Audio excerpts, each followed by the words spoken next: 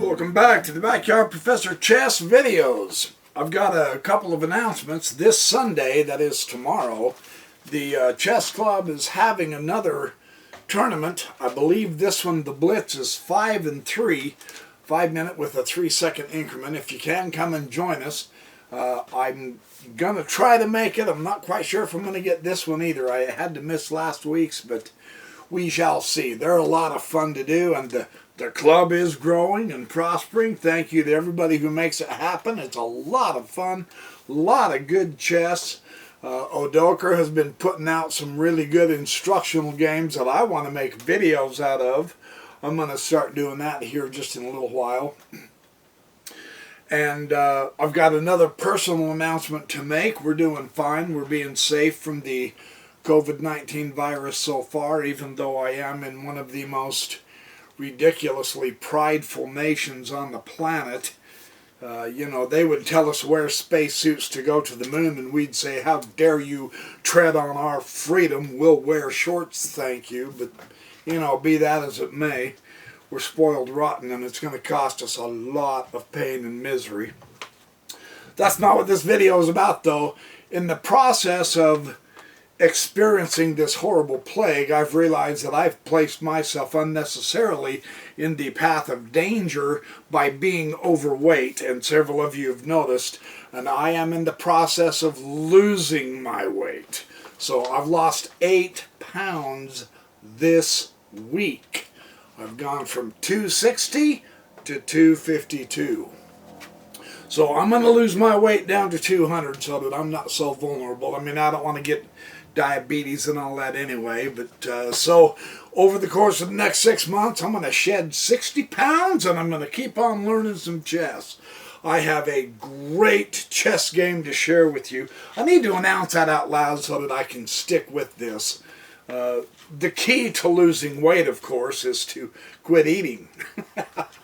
But instead of doing that totally, I eat a very small breakfast and I eat a decent lunch, and then after lunch, I don't eat anything until the next morning. It's called intermittent fasting, and I mean, it may not be for you. Some people, my wife can't intermittent fast for that long simply because we're recovering. So I can intermittent fast, and it works fantastic. I've lost 2 pounds a day every day for the last week, which is really cool.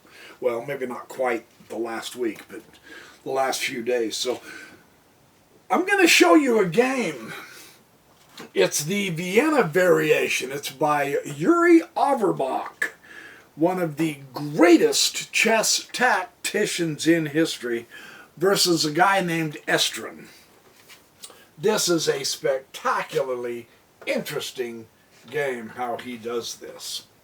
Yuri comes out with c4, knight f6, knight c3. Now, both Jeremy Silman and Artur Yusupov have discussed the idea of bumping, if you're going to open this way with white, rather the theory, and there are many good openings, don't get them wrong and don't get me wrong, there's many good openings where you open with the knight, of course.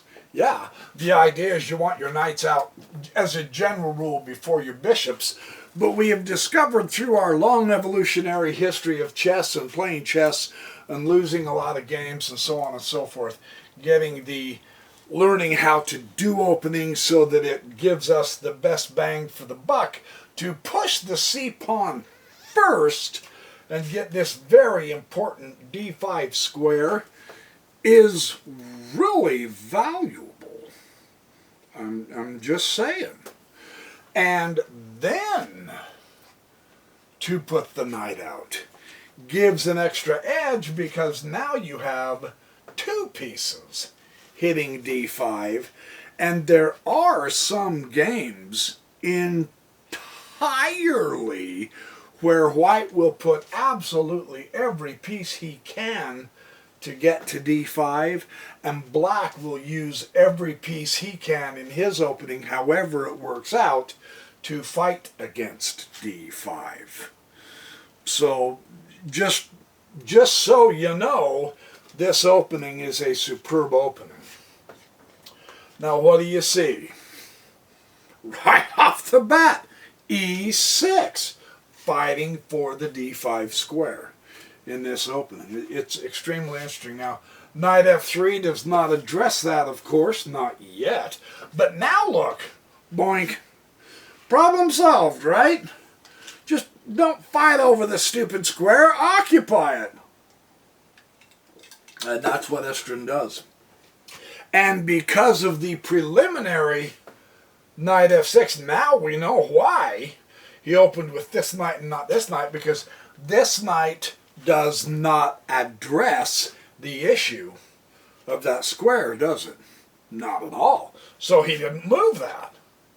He opened with this knight. The moment he pushed c4, black opened with the knight f6,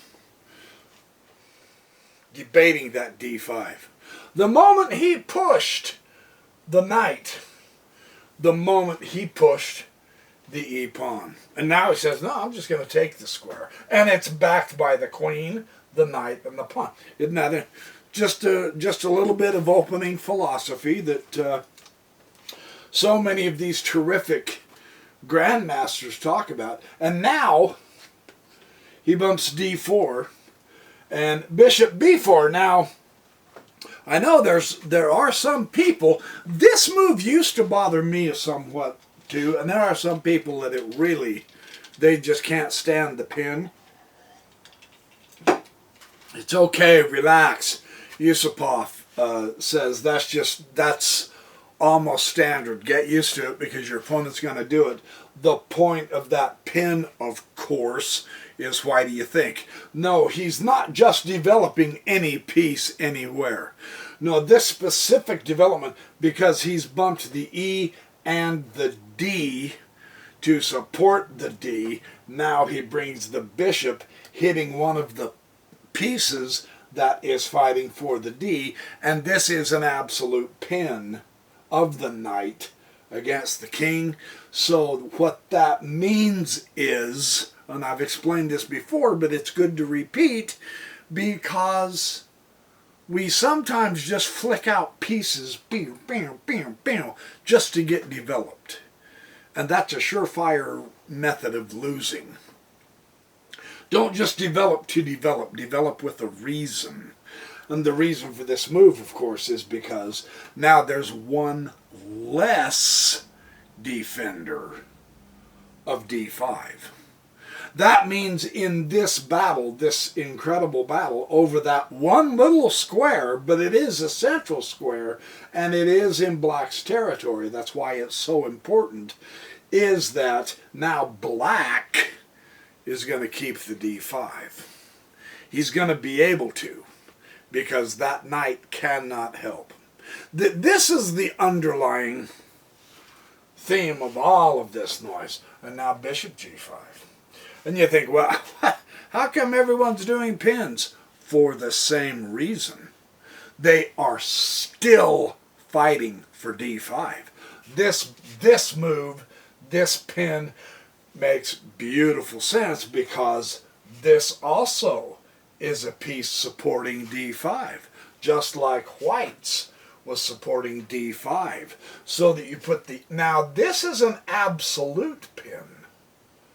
This is a relative pin. Yeah, it's against the queen, so I seriously doubt that black's gonna go boink. Now, the piece is pinned. So what do you do with a pinned piece? you attack it, but you darn sure don't attack it with that knight because you lose your queen, right? Just basic general stuff. But understand that white cannot have that same option. Of course, this isn't what he wants to do. I'm just showing you the difference between the types of pins that we're seeing in this game. Because you can't move into check.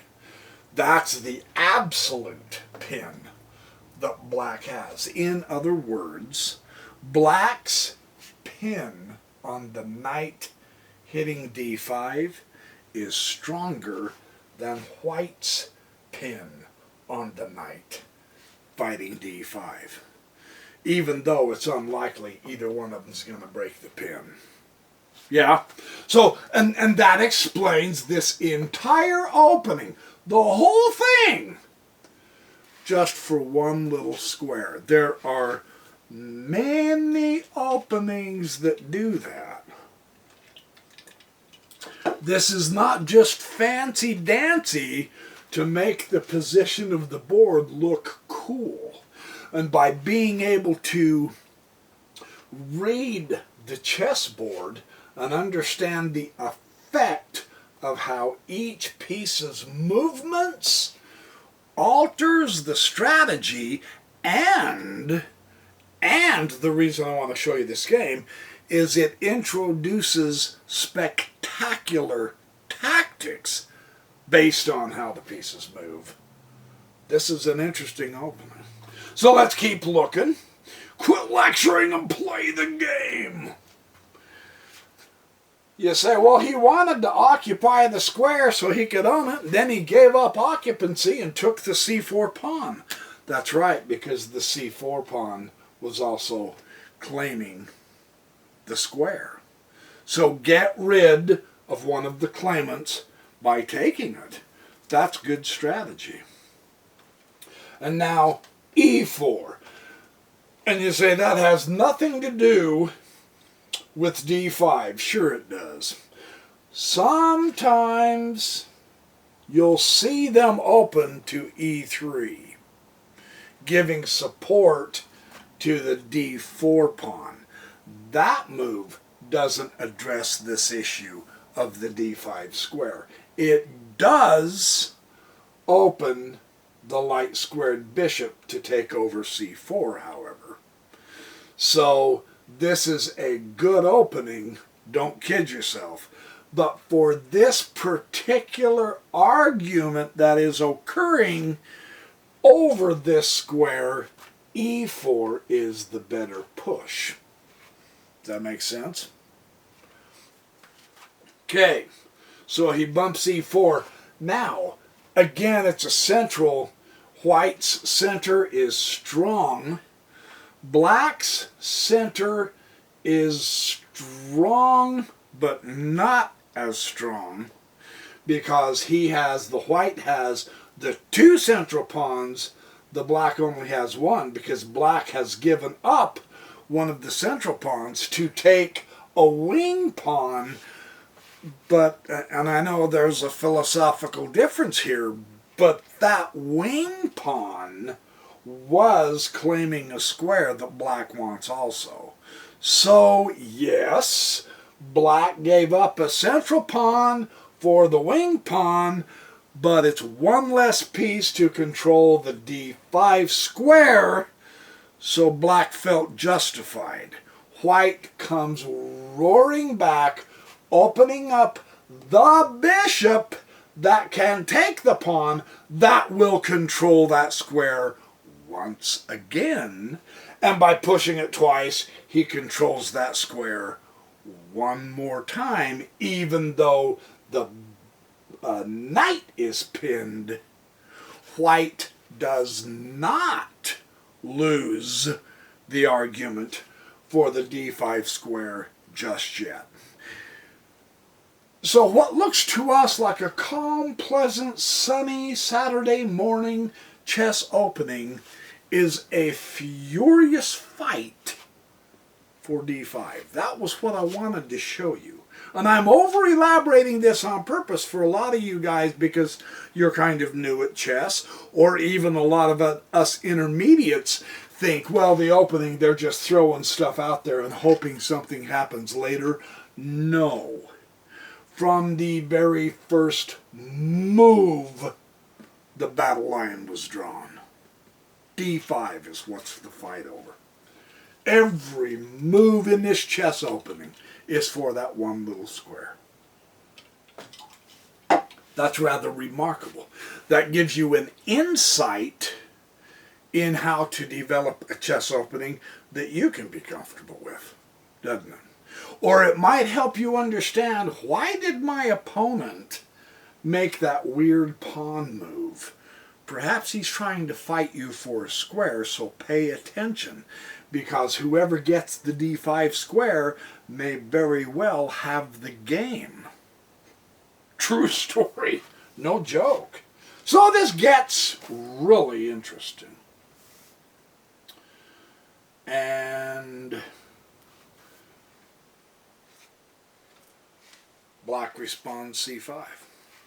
He's not going to stop contesting the center. And you say, well, that has nothing to do with d5. In a roundabout way, it might. We'll see. It may not have something to do specifically with d5. However, white has a large center pawn majority, backed by two knights, even though one is pinned, I understand that, for the moment. But you cannot let your opponent build up a center and run you out of town. Remember, the knight is pinned. What happens if he does that? You see, you attack the pinned piece. So this is one of the threats white has with the two central pawns that black needs to be aware of.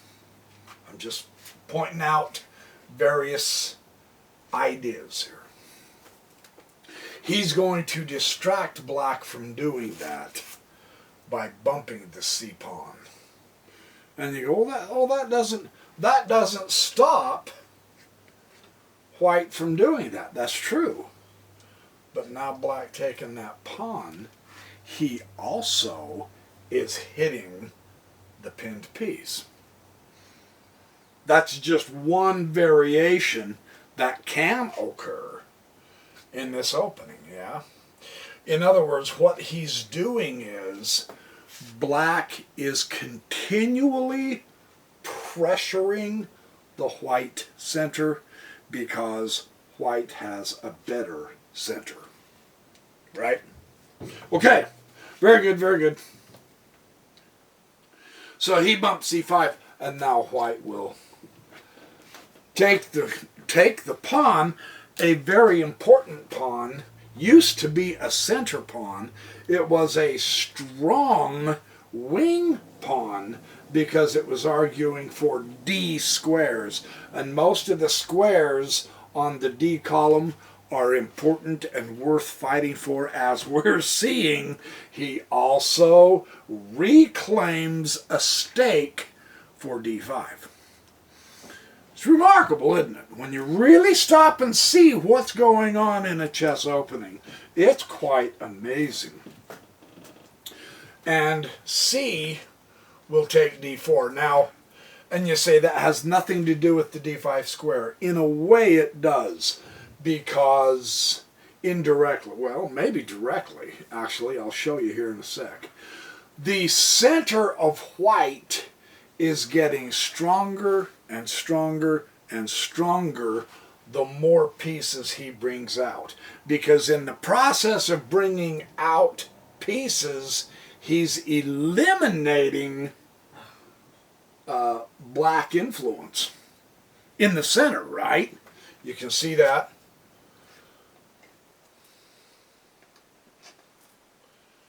Whoops.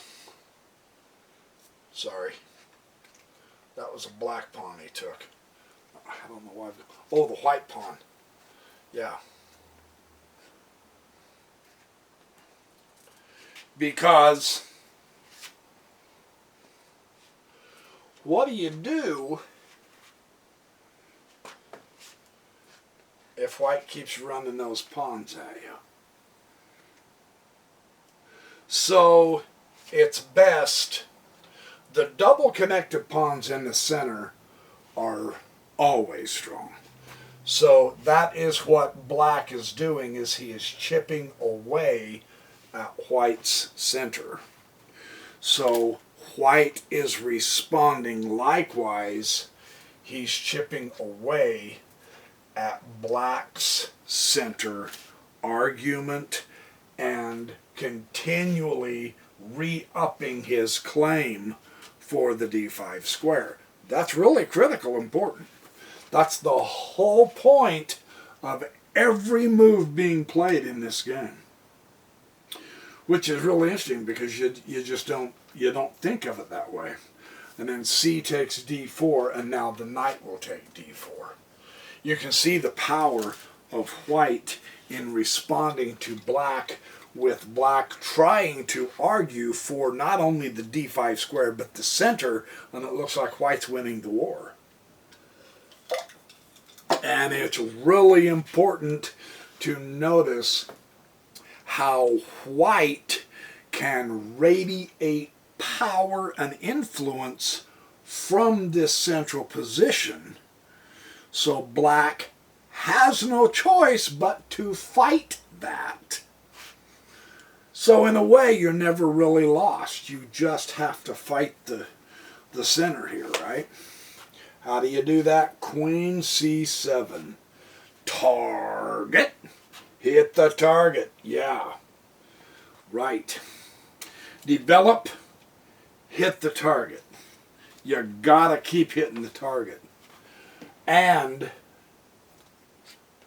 Queen b3. Did you notice the bishop was undefended? The bishop's been undefended this whole time. Well, with an undefended piece, that's a target. So this queen b3 movement makes beautiful sense. Oh, the queen is going to target my bishop? Well, I will do a double duty move. Queen b3 not only protects your bishop, it hits the black bishop. Nice move. Notice again, black is attempting to get some influence in the center. He's attempting to limit white's influence in the center, and white just keeps coming at black. That's important to see in this game. Very interesting how this works. Well, the bishop finally has to, it's time to liquidate. There are times when the bishop will come back down, usually to d6. Sometimes I've seen it to e7, but now that there's no longer any pin, if the bishop came back, there would be no reason to break the pin because the queen has already moved from that bishop pin, right? So usually you would bump to d6. In this instance, black simply takes one of the pieces that is holding d5 because the power of holding d5 belongs to white. So black liquidates one of those pieces, and the queen will take, rather than take it with the pawn, which gives white different isolated islands, pawn islands, and an isolated pawn with the queen across especially, but an isolated pawn is pretty tough to defend. In some instances there are ways to do so. White chooses instead to keep his queenside pawns together and take it with the queen.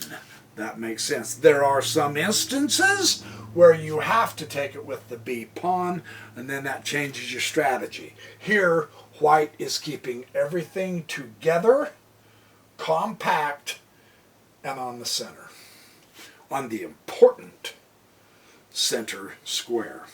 So this is all real good. And now the queen is moved, right?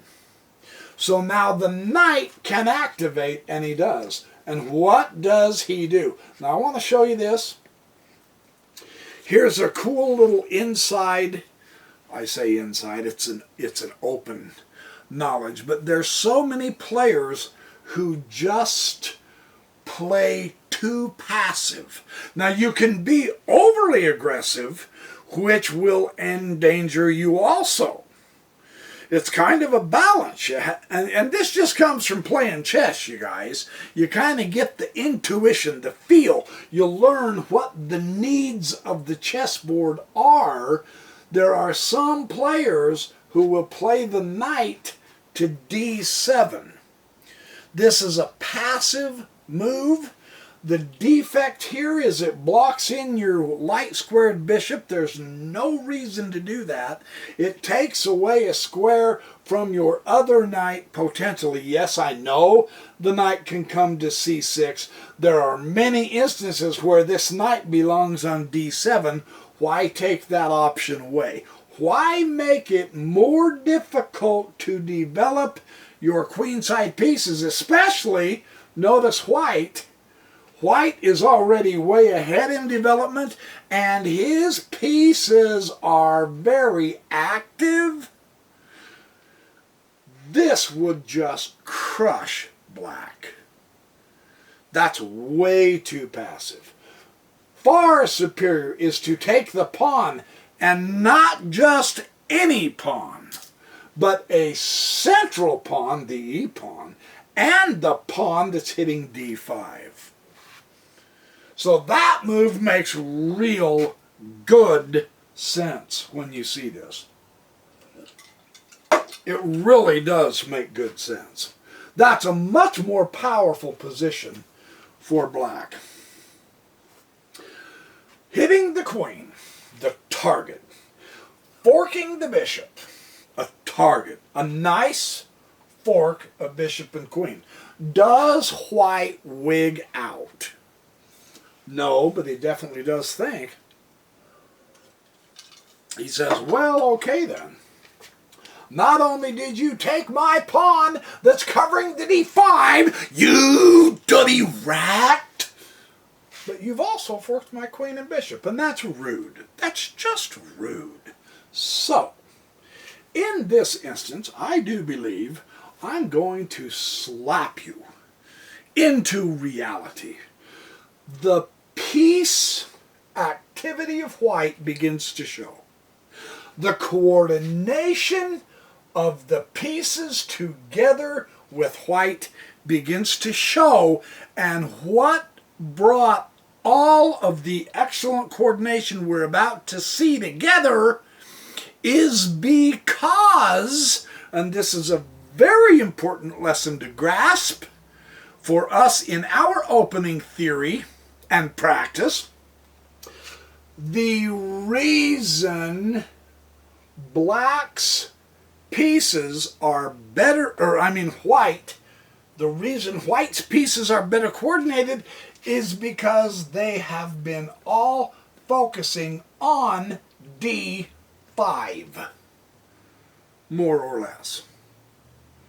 And because of that, the cooperation and the coordination is simply superb.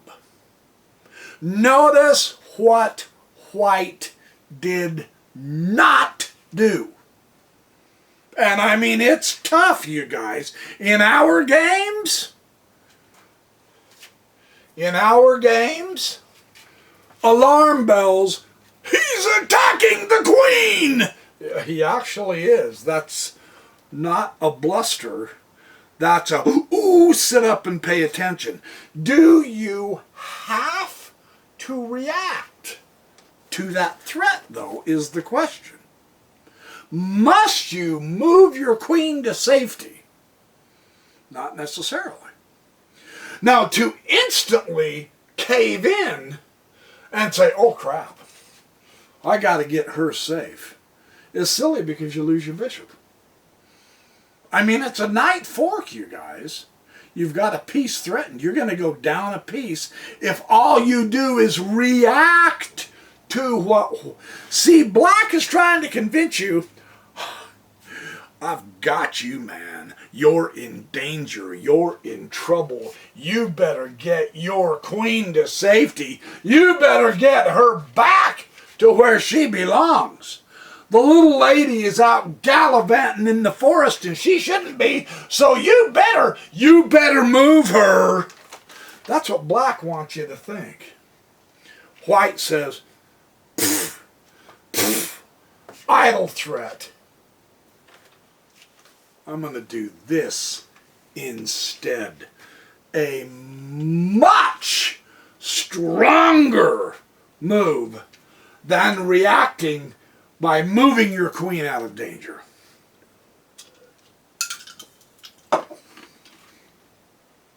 That's a fantastic reply. Fabulous. Now, he doesn't care if he loses the queen, because he doesn't lose his queen vainly. What he does is he takes the queen with tempo, check, and then he gets a rook. And that's the game. Over. Done. That's the power of not just reacting to everything your opponent does.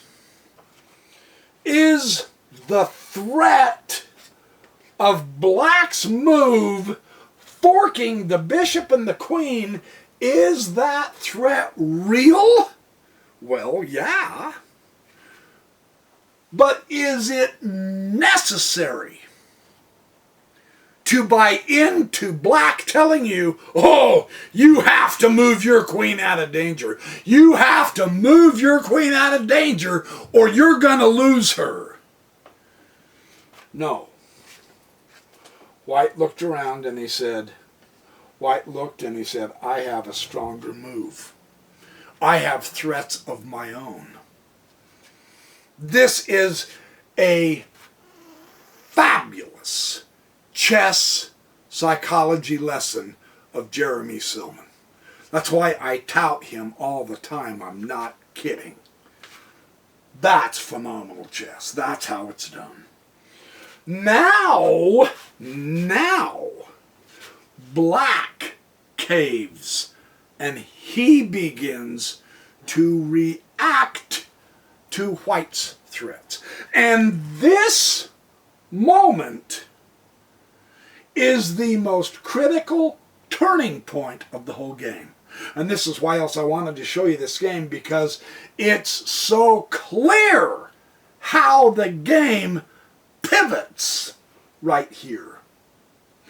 Black threatened a beautiful fork, that's no question there. White did not react. White advanced and put threats of his own, and now black realizes, ooh, he's got a stronger threat than I do. So I am the one that has to move my queen to safety. And that still does not diminish the potential fork of the knight on the king and rook just yet, but he is beginning to react to white. This is critical. This is really critical, because now white says, watch this.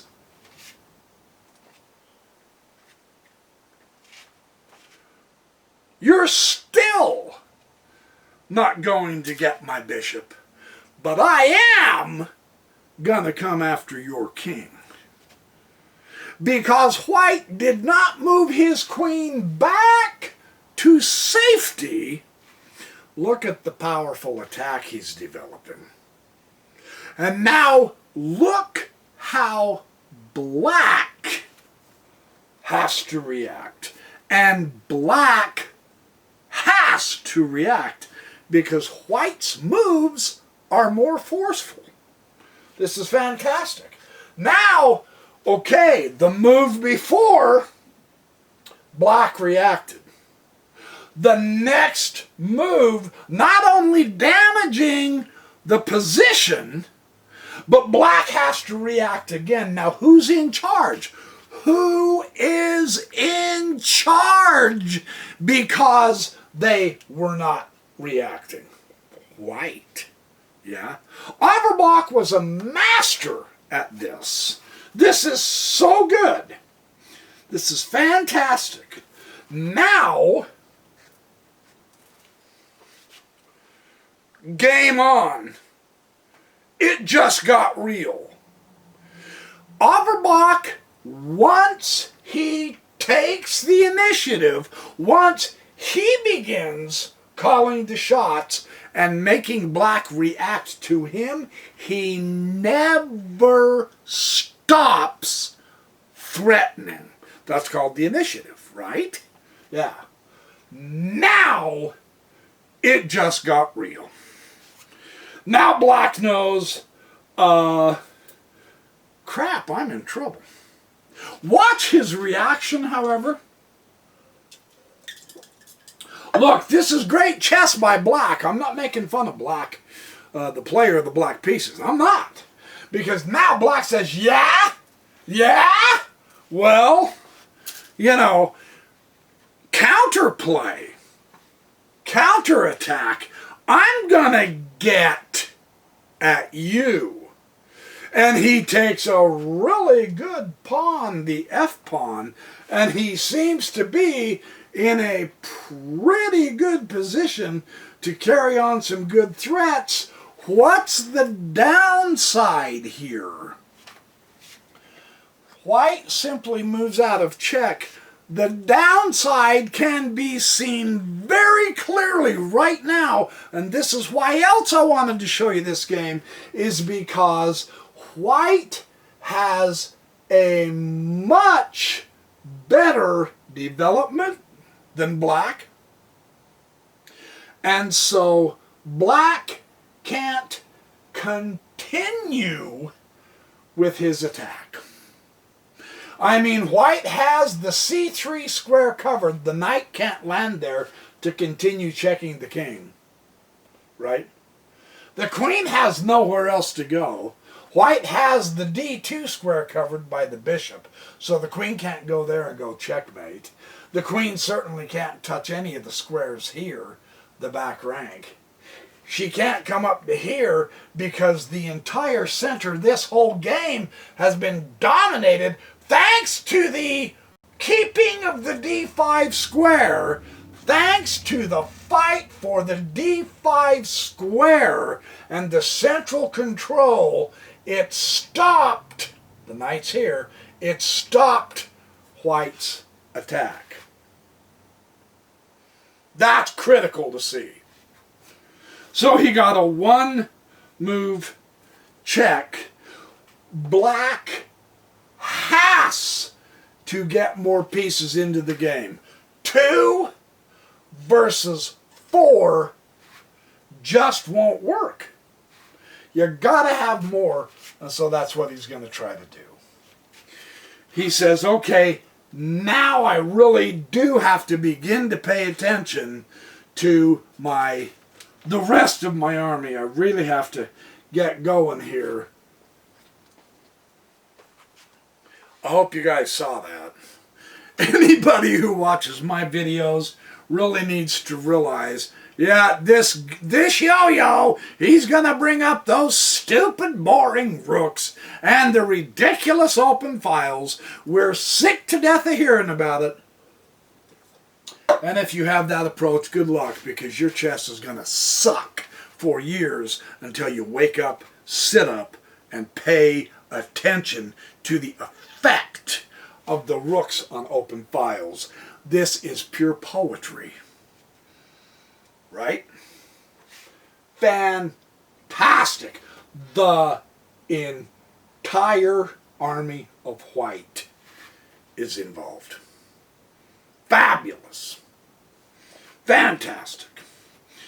Does not get better than this. This is so strong. And there is no way that he can really protect the knight that once again black is reacting to white. And he bumps him down to safety. Or so he thinks. Yeah? And because of his superior development, because of his holding on to the d5 square, and it is being contested again, white says, but I want to use that as a hop-off point for my continuous dominating of black, and so you take one of the pieces that is fighting you for the d5 square. Phenomenal! On the file that the rook took, across from an uncastled king who is seriously threatened. This is a nightmare for black, all because white accomplished the successful conquering of the d5 square and the control of the center.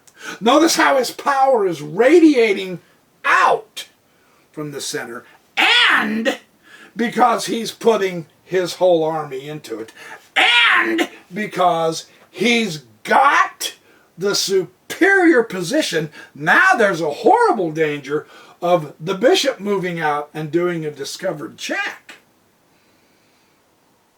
Black's done. He can resign any time, right? Well, queen takes b2, threatening the knight. Not much of a threat, rather idle threat. And what do you think white does? Does white freak out? No. He puts his entire army into this. You thought I was kidding, huh? You thought a couple of minutes ago, Backyard Professor, you're wrong. He hasn't moved his rooks. Well, now look. And not only did he developed with a purpose. Not only did he acquire the open files, but he acquired the open files that matter, because here black resigned. Rightly so.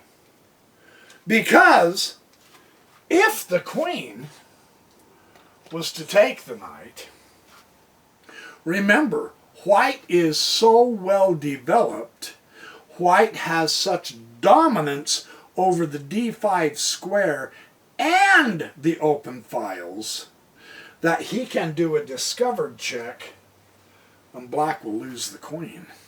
Check to the king, but doggone it, the little lady's gone. So indirectly, even directly, every one of white's pieces is coordinated and protected, because in the opening, white put all of his material together to get one square, and it automatically helps you coordinate your army because of that. He indirectly is supporting that knight. Untouchable. Now the threat here, why black resigned, is the threat is the bishop takes the knight, double check. And if I remember right, the king will take the bishop and the rook will go check. Isn't that beautiful? What a coordination. What a beautiful coordination. So the king goes back to d8. And then, of course, you've got queen takes the rook, check. And the knight goes to e8. And then the rook takes the knight, so that you can see each one of the rooks developing get to use their files to destroy the Black King. Man, that is the game of the week.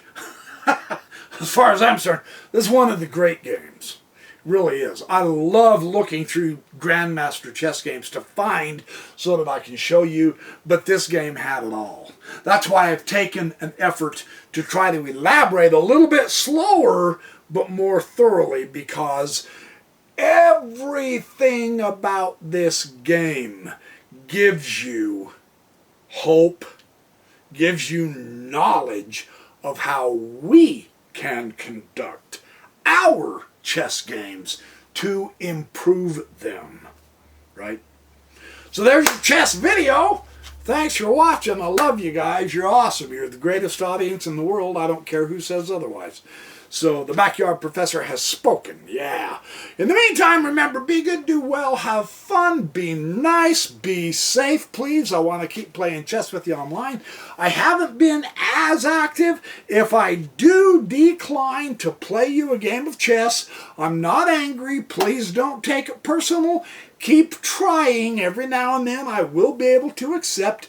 It's just been a busy week, man, so... But I am continuing to play, and I love it.